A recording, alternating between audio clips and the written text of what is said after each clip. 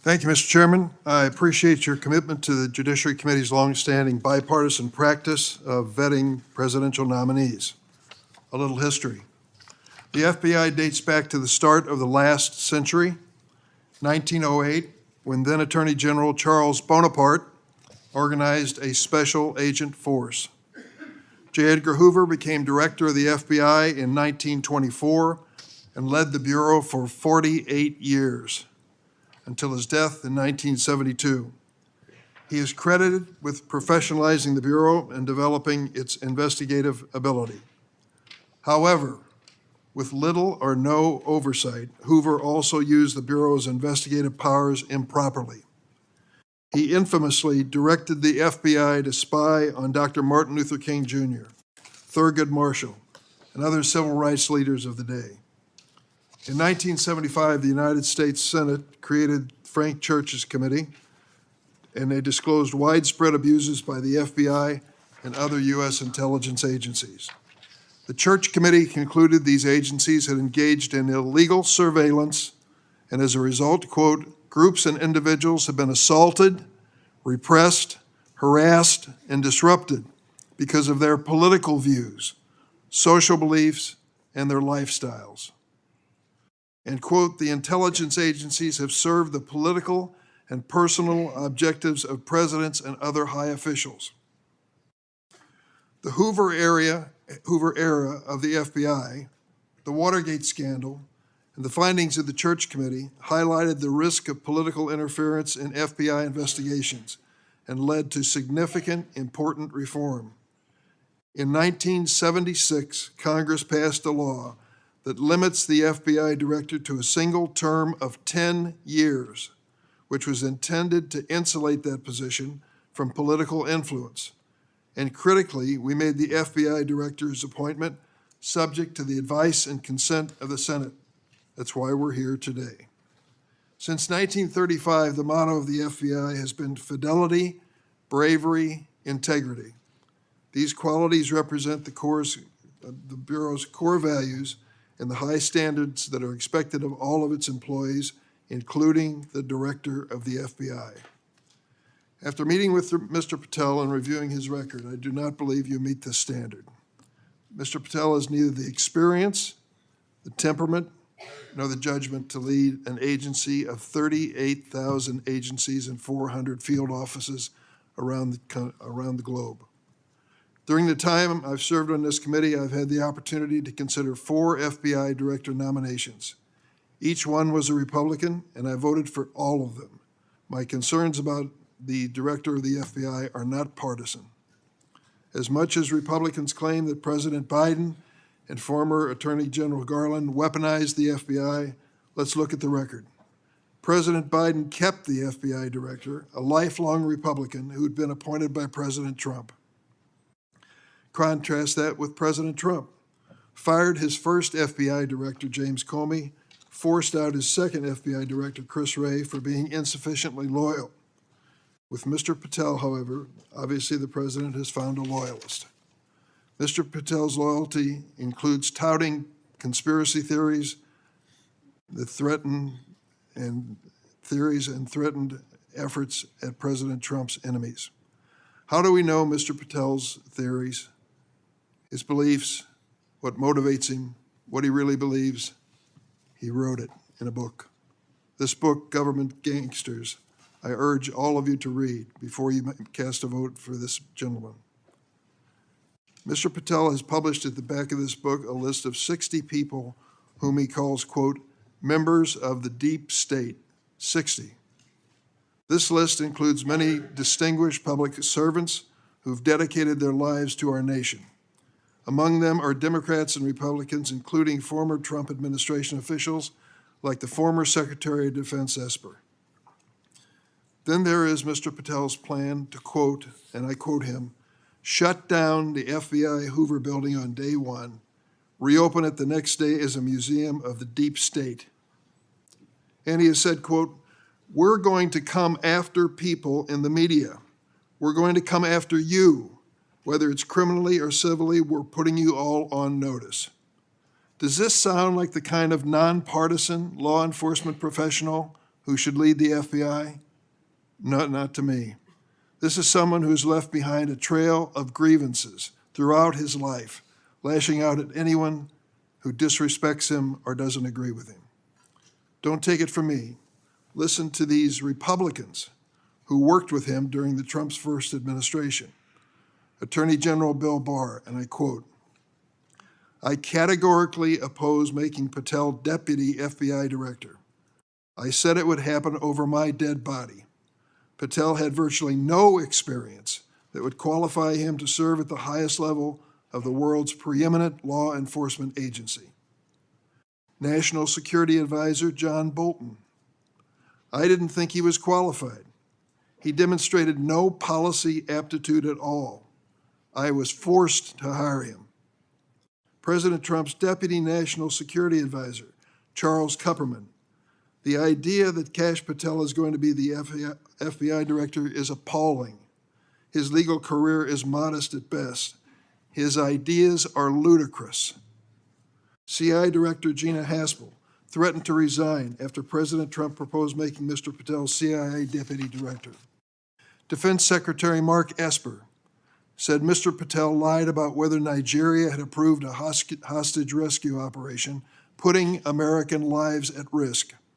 But Mr. Patel would have us believe that all of these public servants, all Republicans, all from the first Trump administration, and apparently anyone else who's critical of him, are nothing but government gangsters and deep state members. Many of them have made his list of enemies. Just this week, CNN reported that during the Trump administration, CIA officials referred Mr. Patel to the Justice Department for criminal investigation for sharing classified information without authorization. Last week, I asked the Justice Department and intelligence community for information on any criminal referrals relating to misconduct by Mr. Patel. I have yet to receive a response. Mr. Patel's record is clear. He traffics in debunked conspiracy theories that serve or benefit his political beliefs. Let's start with January 6th, and he dedicates a whole chapter in this book on January 6th.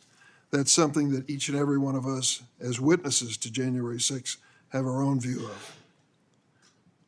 I'll be grateful always to the Capitol Hill police officers who risked their lives defending me, members of Congress, and visitors to the United States Capitol on that day. Mr. Patel posted on social media, quote, "January 6th, never an insurrection. Cowards in uniform exposed." End of quote. Let me repeat that. Cowards in uniform exposed. Who was in the Capitol building on January 6th in a uniform? The Capitol Police were. Do you think they were cowards? Many of them risked their lives and some gave their lives in defense of this building. How about the DC police who were here as well? They were in uniform.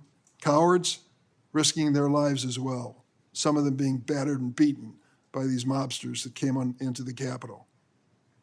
And Mr. Patel claims that the FBI agency he aspires to lead, get this now, was planning January 6th for a year. He says the FBI was planning January 6th for a year. That's a quote. Mr. Patel has gone so far as to co-produce and sell musical recordings of a song performed by January 6 rioters in jail, rioters who violently assaulted police officers. He has described this January 6 choir as, quote, political prisoners. Political prisoners. But at least 6 members pleaded guilty to assaulting law enforcement officers on January 6. All 6 have now been pardoned by President Trump. Here are some of those people who received blanket clemency by President Trump on his first day in office in the second term.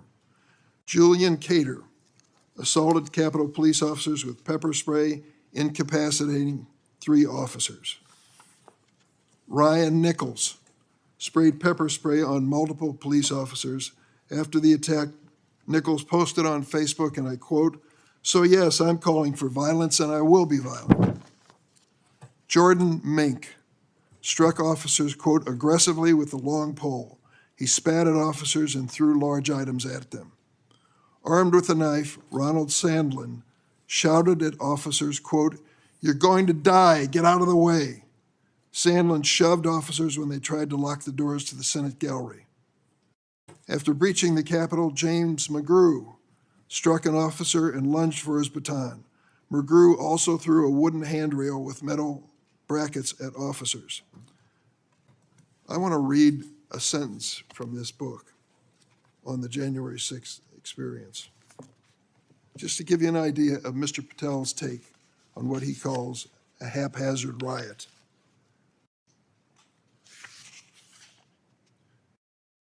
By everything we could see, the crowd at the Capitol was unarmed or armed only with non-lethal objects like bottles, flagpoles, or bike racks.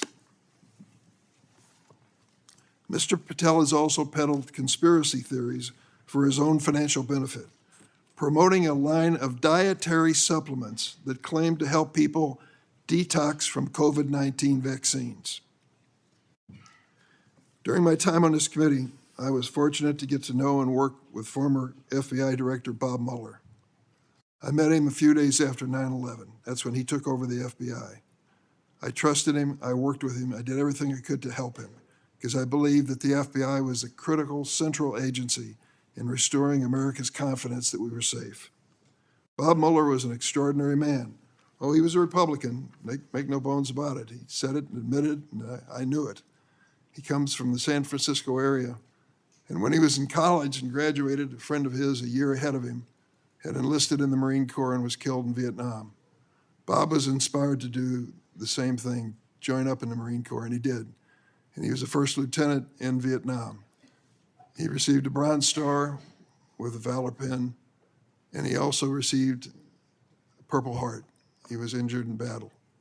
I read about his experience because after he was healed from that wound to his leg, he returned to combat.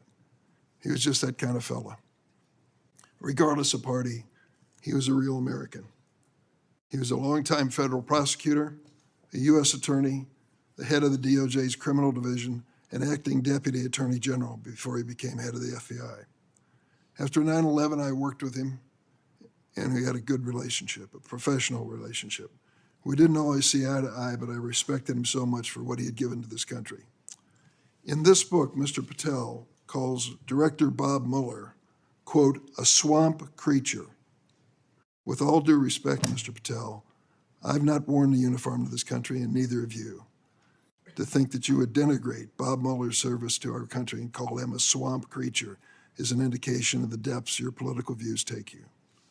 The FBI plays a critical role in keeping America safe from terrorism, violent crime, and other threats. Our nation needs an FBI director who understands the gravity of this mission and is ready on day one, not someone who is consumed by his own personal political grievances. The American people deserve an FBI director focused on keeping our families safe from terrorism, drug trafficking, and violent crime, not this checklist of grievances we find in this book. Mr. Patel, your record makes it clear you're not that person. I yield.